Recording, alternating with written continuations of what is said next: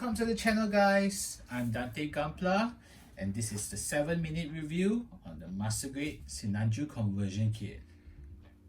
Okay, so first up, guys, the Sinanju conversion kit looks fantastic. You can actually see how it's being designed. They really took their time to actually think of how their reimagination of the Sinanju comes up to life. Now, for those of you who don't know what is a conversion kit, well, basically what it means is that you actually need to get the actual Bandai kit, whether is it OVA or Verka or even a third party. But I would recommend a third party because you have to put in the extra effort to actually custom fit it, test it whether does it fit or not. So with that, this is actually the packaging for the conversion kit. It's done by Takumi Studio, if I'm not mistaken.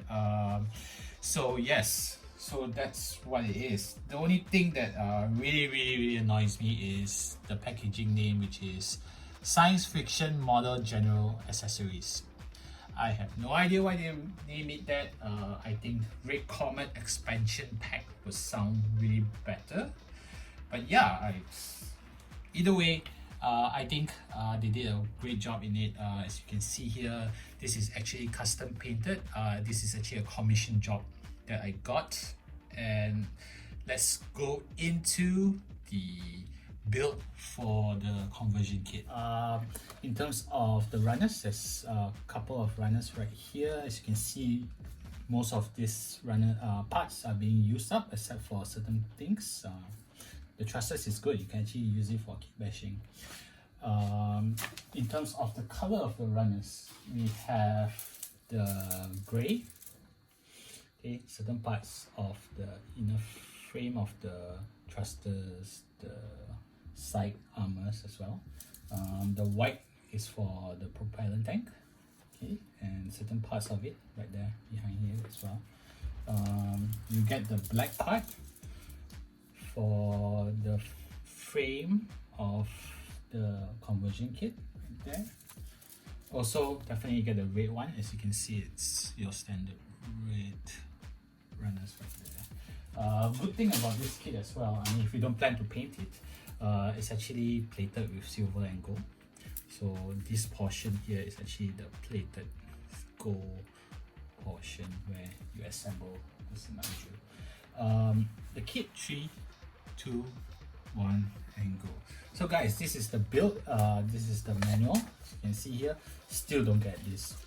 Why? In terms of the runners, there's a couple of runners right here. As you can see, most of these runner parts are being used up except for certain things.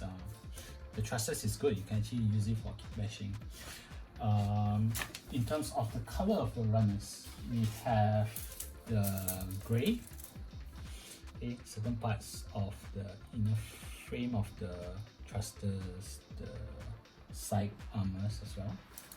The white is for the propellant tank, okay, and certain parts of it right there behind here as well.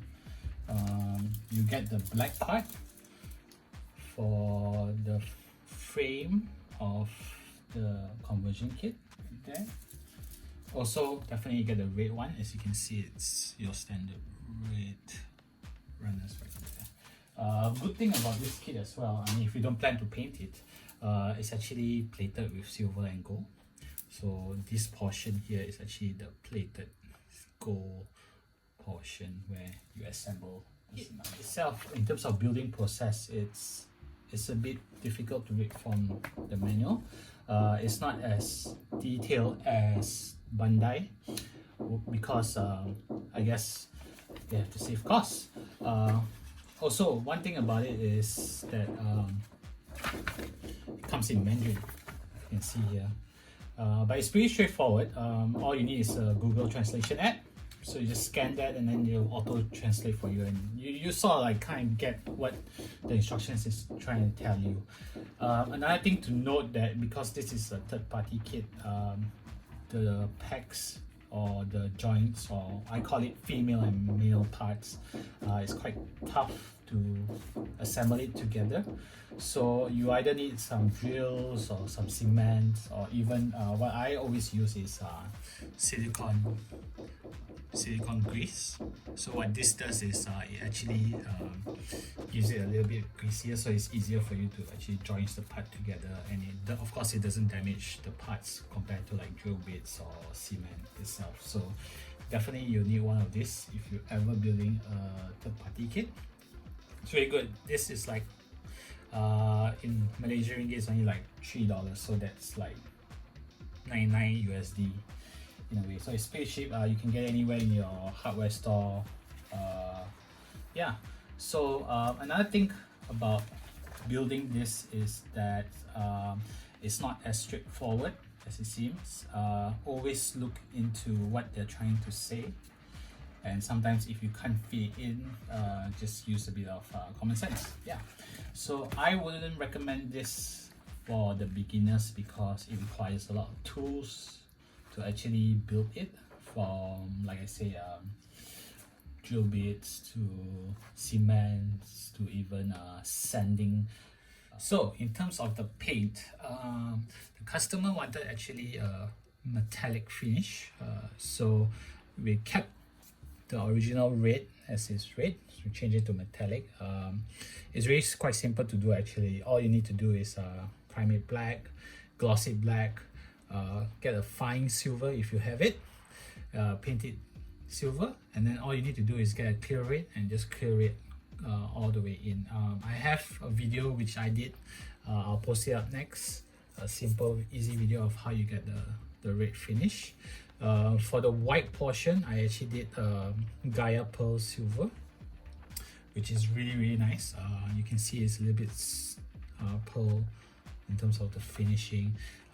For the gold is Gaia Bright Gold, so a little bit different. This is actually EX Gold right here, which I painted over it, and this is the Bright Gold which I used for the armor portion separation there.